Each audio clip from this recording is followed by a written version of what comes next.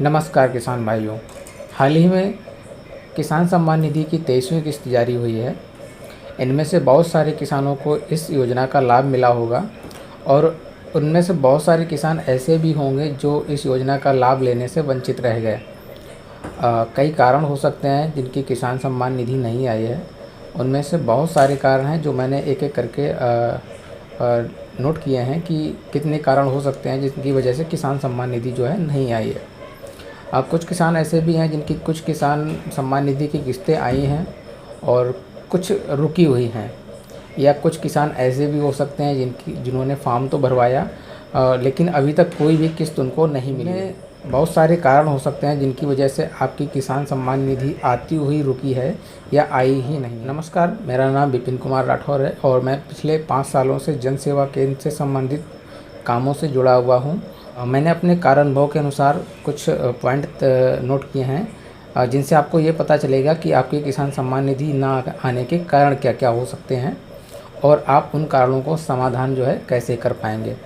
तो यहाँ पे हम ये भी बताएंगे कि कारण क्या है, उसका समाधान क्या है और उन कारणों को ढूंढा कैसे जाए। एक और बात है कि इन कारणों का जन्म कहाँ से हुआ। जब ये योजना लॉन्च हुई थी 2018 में, उस दौरान जो है जब ये फॉर्म जो है भरे जा रहे थे, ठीक है, उस समय क्या हो रहा था कि आपका जो है खतौनी ले लिया गया और आधार कार्ड ले लिया गया और बैंक पासबुक ले ली गई और आपका फॉर्म भर के विभाग के द्वारा जो है अप्लाई कर दिया गया। उनमें से बहुत सारे ऐसे फॉर्म हैं जिनमें मोबाइल नंबर ही अपडेट नहीं किया गया या जानकारियां गलत हो गई। इस कारण से बाद में केवाईसी के दौरान बहुत सारे जो है किसान सम्मान निधि के धारकों के जो लाभ हैं वो बंद हो गए। जो त्रुटियां हो गई उनका सुधार नहीं हो पाया। ठीक है, ये उस समय की बात कर रहा हूँ जब ये योजना लॉन्च हुई थी। उस समय किस प्रकार से काम हुआ, इस वजह से कुछ गलतियाँ पनपी। अब यही गलतियाँ आगे चल के परेशानी का कारण बनी। तो इनमें से अभी फ़िलहाल आज की डेट में 2026 की मैं बात कर रहा हूँ, इन कारणों का समाधान क्या होगा और ये कारण क्या है। पहला कारण ये हो सकता है कि आपकी ई-केवाईसी कंप्लीट ना हो।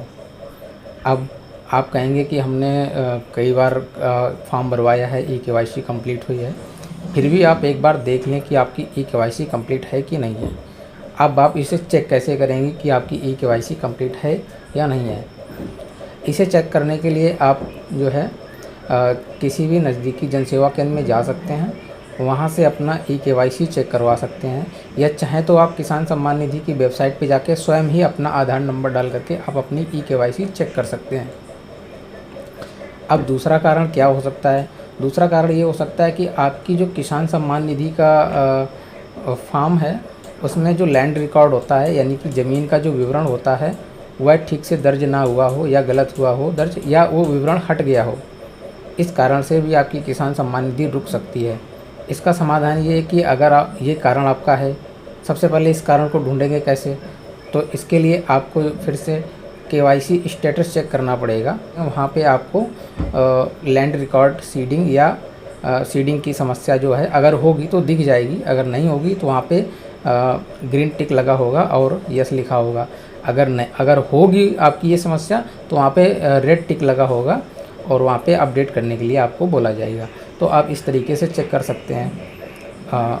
अगर आप टेक्निकल हैं तो खुद ही फ़ोन से चेक कर सकते हैं। अगर आप नॉन टेक्निकल व्यक्ति हैं तो आप जनसेवा केंद्र जा करके किसी भी जनसेवा केंद्र जा करके वहाँ से आप चेक करवा सकते हैं। अगला कारण ये हो सकता है कि आपकी जो बैंक है उसमें NPCI की समस्या हो। जैसे आपका पैसा तो आ रहा हो बट आपकी NPCI कंप्लीट ना हो, इसकी वजह से आपकी बैंक तक पैसा ना पहुँच रहा हो। एक ये भी कारण हो सकता है। अब आप इस कारण का समाधान कैसे करेंगे? आप किसी भी जनसेवा केंद्र पे जाइए, आप वहाँ पे NPCI चेक करा सकते हैं आपकी सीडेड है या नहीं है। इसे चेक करने के लिए आप आधार कार्ड की वेबसाइट पे जाएंगे, वहाँ पे अपना आधार कार्ड नंबर डाल के और OTP से लॉगिन करेंगे। फिर वहाँ पे आप बैंक सीडिंग के स्टेटस पे चेक करेंगे। अगर वहाँ पे आपका स्टेटस इनएक्टिव आ रहा है तो इसका मतलब आपको NPCI की समस्या है। अगर वहाँ पे आपका एक्टिव लिख के आ रहा है तो आपको वहाँ पे दिखेगा कि आपका किस बैंक में एक्टिव है और कब एक्टिव किया गया है। तो अगर आपका एक्टिव है तो आपको NPCI की समस्या नहीं है।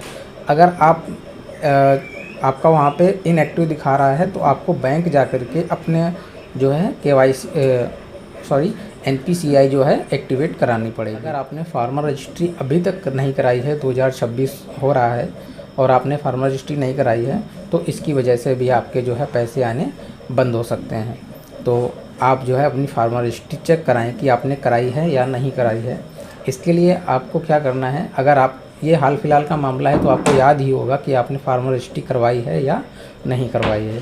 तो फिर भी अगर आप चेक कराना चाहें कि आपकी फार्मर रजिस्ट्री हुई है या नहीं हुई है, इसके लिए आप फिर से जनसेवा केंद्र के लिए जाना पड़ेगा। तो वहाँ पे आप अपना आधार कार्ड नंबर देंगे तो वहाँ पे कोई भी ऑपरेटर होगा आपको चेक करके बता देगा कि आपकी केवाईसी कंप्लीट, आपकी फार्मर रजिस्ट्री कंप्लीट है या नहीं। अगला कारण ये हो सकता है कि आपका जो किसान सम्मान निधि का फॉर्म है उसमें कुछ डिटेल्स मिसमैच हो या फिर कुछ मिसिंग हो, यानी कि कुछ डिटेल्स जो फिल नहीं की गई हैं या कुछ मैच नहीं कर रही हैं।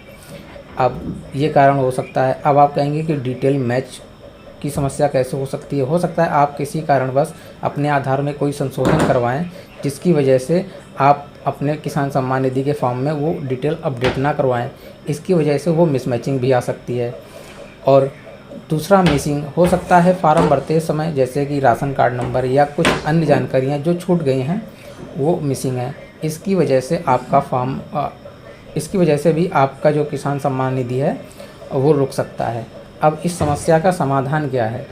अगर आपकी ये समस्या है, सबसे पहले इस समस्या को चेक कराने के लिए आपको जो है किसान सम्मान निधि की वेबसाइट पर जाके मिसिंग इन्फॉर्मेशन का एक टैब है, वहाँ पर क्लिक करेंगे और अपना आधार नंबर डाल करके जब कैप्चा डाल करके सबमिट करेंगे तो वहाँ पे अगर ये समस्या होगी तो आपको लिख के दिखाई पड़ेगा वहाँ पे इनकम्प्लीट ओनर डिटेल।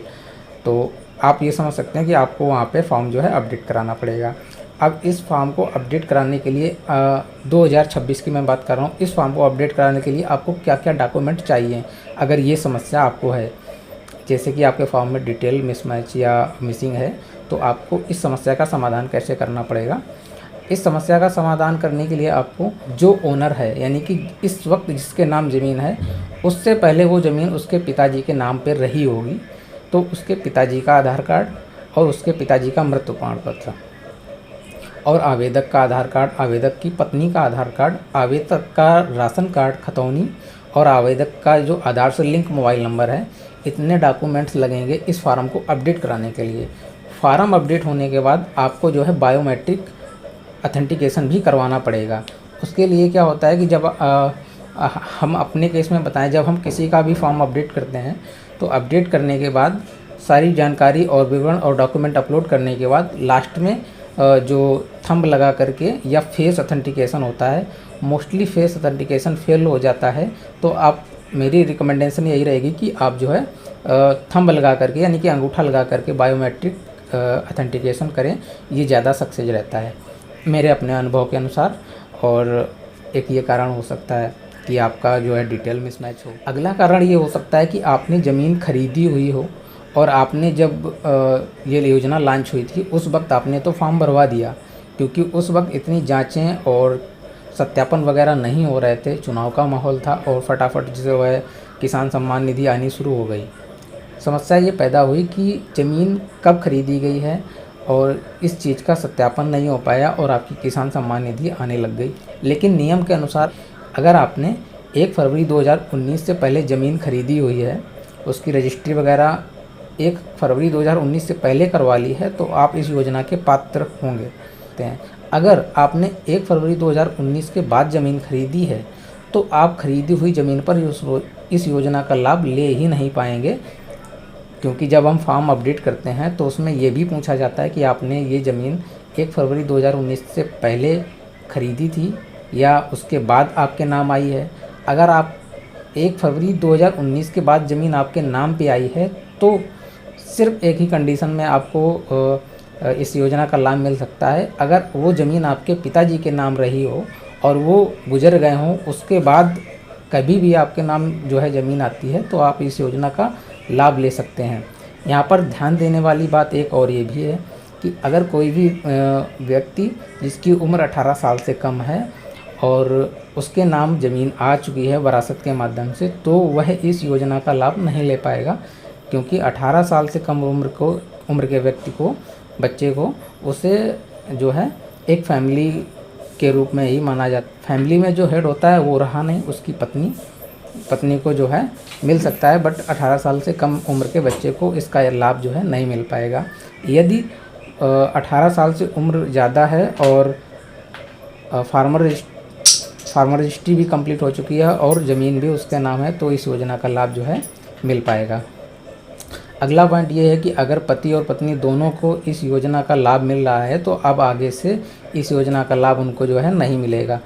अब इसका समाधान क्या है? इसका समाधान ये है कि जब भी आप स्टेटस चेक करवाएंगे तो उसमें लिख के आएगा हस्बैंड एंड वाइफ दोनों को इस योजना का लाभ मिल रहा है। इंग्लिश में लिखा होता है और मैं इसका मतलब अर्थ बता दिया आपको। इस तरीके से वहाँ पे लिखा हुआ होगा।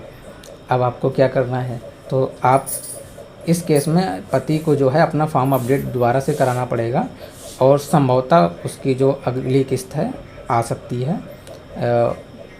ये कंफर्म नहीं है, लेकिन आपको अपडेट करा के एक बार देख लेना चाहिए। तो ये सारे कारण थे जिसकी वजह से किसान सम्मान निधि रुक जाती है। और तो ये जानकारी आपको कैसी लगी ज़रूर बताइएगा और कमेंट भी कीजिएगा।